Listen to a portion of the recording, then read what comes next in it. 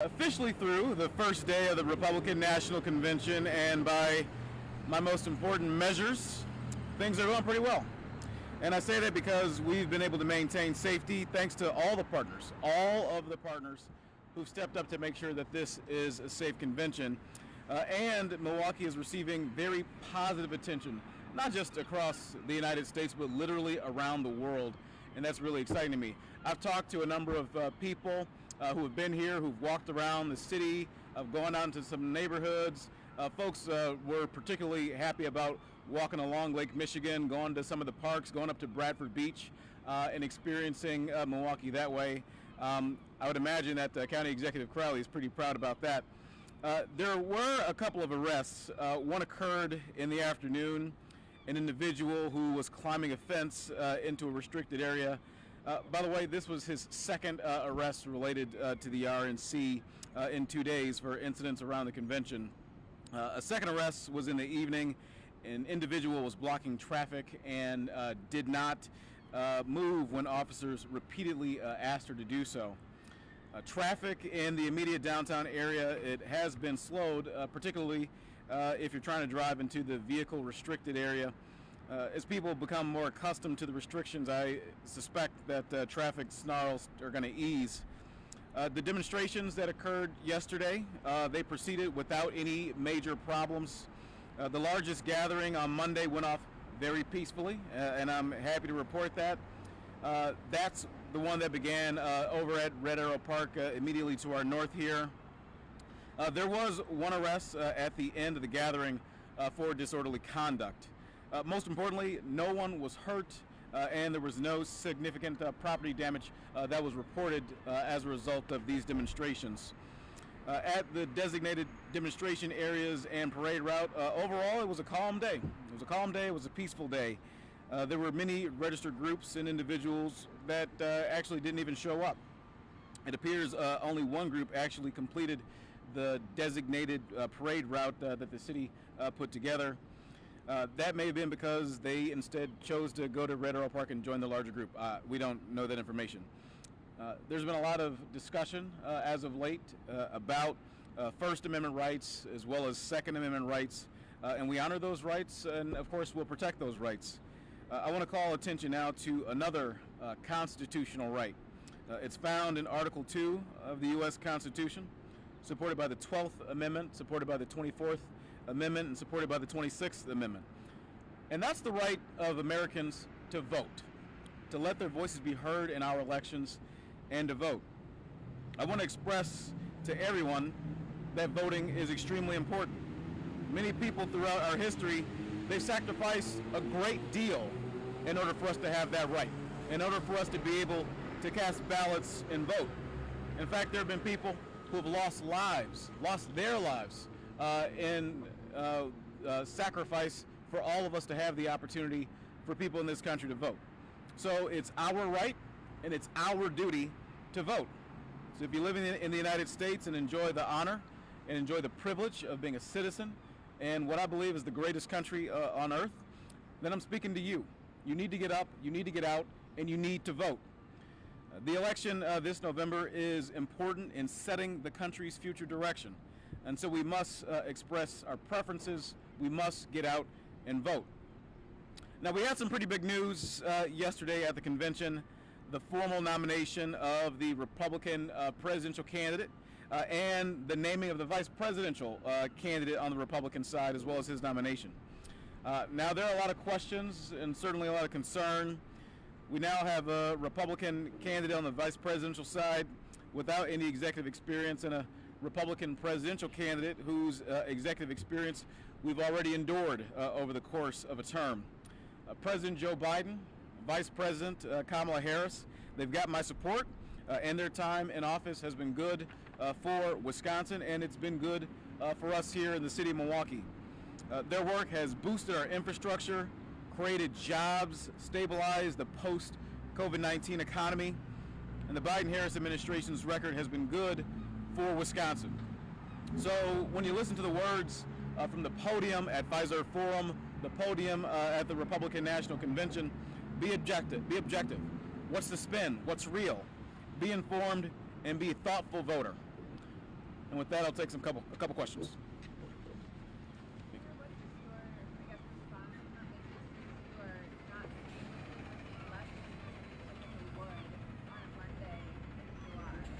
Yeah, I actually saw some and heard some stories about that, and I was asking questions myself about what happened yesterday. I was in Pfizer Forum sometime, and I heard these announcements myself that there was an announcement made to the convention goers that Mr. Trump would be making an appearance in the convention hall. And then it was delayed, and then it was delayed, and then it was delayed. And so folks not wanting to miss the appearance of their nominee, who, by the way, as all of us know, survived, and thankfully so, an assassination attempt on Saturday, they waited. And some of them, instead of going out, they went to Convention Fest, which, by the way, is staffed by a number of local businesses, local vendors. So folks were still able to go out and support local businesses on the ground in Milwaukee. But from what I understand, that was probably more of an anomaly, just because folks had to wait. They chose to wait, and I think that many people would have chosen to wait to see their presidential nominee come into the convention hall with the delays for Mr. Trump's appearance. Do you expect businesses to see more business? I would expect so. Yep. Mayor, regarding vehicle checkpoints, it seemed like that was especially problematic in the morning. Waits of hour, 2, 3 hours at some. Was there an effort to course correct once the city recognized some of those log jams? Yeah, I mean, we're constantly going to be monitoring and watching what's happening in terms of ease of access at those checkpoints. And so we'll continue to work at that to make sure that people are able to get in and get out. And as I said, folks have to continue to get used to the traffic patterns during the convention here. It's a busy time in the city, and this is the first time that we've had a convention, had a program of this magnitude in the city. I've sort of likened this to taking the national security apparatus in Washington, D.C., lifting that up and transplanting it in the center of Milwaukee. So it's new here, but I think we'll get there, and we'll take those things into account. There's an RNC after party in the Brewersville neighborhood at a fair house there. I saw some reports about like a water balloon. There were like police cars there. Do you know if that event was permitted, and kind of what are your thoughts on that event? Yeah. So my understanding is that that event is legal and is able to proceed. We know that there's a lot of traffic over there. There are a lot of people that are attending that, and I think there were a couple hundred folks at least who attended that. Law enforcement is keeping their eye out on that location. Mayor Johnson, Yes. Senator Tim Scott has a Black voter outreach event today. You've seen the polls that Trump is gaining in Wisconsin among voters.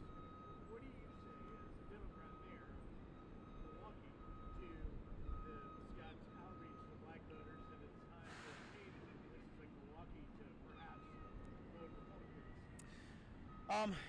Again, Tim Scott was one of the vice presidential candidates, one of the people on the short list to be the vice president on Donald Trump's ticket. I think there's probably a reason why Tim Scott wasn't selected to be the vice president, even though Mr. Trump is supposedly trying to make inroads with African Americans. I don't buy that. I just don't. I go out in this city often. I talk to my constituents. I talk to my voters, particularly black men voters and black voters just in general. I ask them about the election. I ask them if they're registered. I ask them if they're going to vote. They say yes and yes. And whether you're a black man or a black woman, constantly folks have told me that there's only one person to vote for in this election, and that's President Joe Biden. So as much as I can appreciate the efforts of Senator Scott, as I've said before, I don't think he's got the juice. I think Donald Trump recognized that he doesn't have the juice, and I think black voters in this community will also recognize that he doesn't have the juice. Because black people in this city, black people in this state, and I think black people across the United States know that President Joe Biden's agenda has been delivering, not just for the United States, but specifically for black people. I mean, when you think about President Barack Obama's landmark healthcare law, the Affordable Care Act. President Joe Biden's administration has helped to work to make sure that more people have access, and more people, including black people that may have diabetes, have and seniors as well, have access to diabetes insulin rather, that's capped at $35 per month. They know that President Joe Biden's administration has worked to make sure that young people, including black young people who are going to college. Myself, I'm a first-generation college student, right? And those young people have the chance to have that college debt eliminated so that they can buy a home quicker, start a family quicker, start a business quicker. That if they're choosing to go to a historically black college or university, that the President Biden's administration is supporting those universities with the most federal support ever. That happened under Joe Biden's leadership. Also, that the lowest amount of unemployment for black Americans in the history of the United States was recorded under President Joe Biden's leadership. I mean, the list goes on and on and on about how Joe Biden has delivered for the African American community. So I don't think that Senator Scott or anybody else has the juice to combat that. Sure. What about when it comes to issues like crime, where Milwaukee is obviously starting to see positive trends with severe crime rates, convictions that have increased, carjackings, and things like that? Well, I'm happy you asked because, like many cities across the country, we saw a spike in crime. Milwaukee did, and so many other places did, at the height of the COVID-19 pandemic. The height of the COVID-19 pandemic that was botched in the response from the Trump administration. When President Biden came into office, he actually worked with cities, provided resources to cities such as the American Rescue Plan Act. And when that came, working with President Biden's administration and our policies around accountability and prevention for the last 2 years, all under President Biden's leadership, all under President Biden's administration, we've seen crime trend down year over year in Milwaukee. So I don't think there's really much to touch in terms of public safety when you compare the policies, when you compare the records of Donald Trump and Joe Biden. Joe Biden is the clear winner in terms of reducing violent crime in the United States in his presidency. Good time for one or two more. Any other questions? There's been a lot of talk about trying to unify the country. How did you feel about the message from RNC yesterday? Did you feel it was unifying? Well, I mean, I saw Senator Johnson's speech. I don't think struck the tone that folks want to see. In terms of unifying the country, I believe what I saw in light of the assassination attempt, which, again, let me just reiterate, because I think this is important, and folks should hear this. That was terrible. It was remorseful. It should have never happened. This should have never happened. Nobody in this country, no matter if you're a kid going to a school, no matter if you're somebody going to the grocery store, it doesn't matter if you're a churchgoer, it doesn't matter if you're running for president of the United States, nobody should endure that sort of violence. Political violence especially is atrocious, and everyone should condone it. I certainly condone it. And as I said, I've wished Mr. Trump a speedy recovery, and I'm happy that he's here. I'm happy that he's here safely. I'm happy that he was able to make an appearance over in the convention hall yesterday at Pfizer Forum. I will say this, though, in terms of healing the country and moving forward, I think that the direction that President Joe Biden laid out in his address to the nation from the Oval Office the other day, that's the tone that we need to move forward in the United States. President Joe Biden reminded us that at the end of the day, we're all Americans. At the end of the day, we're all part of one American family. Nobody is an enemy. Nobody's a vermin. We're friends. We're family. We're co-workers. And I implore people in this community and across the country to think about the founding of this country, to think about the founding of America. Everybody came together around the idea of America, right? And in a couple of years, we're going to celebrate 250 years of what that means as a nation, of all of us being one unified country, all rowing in the same direction to be a more perfect union. That's the direction that President Joe Biden laid out. That's the direction I think is the most appropriate for this country at this time. All right. Thank you all. Thank you.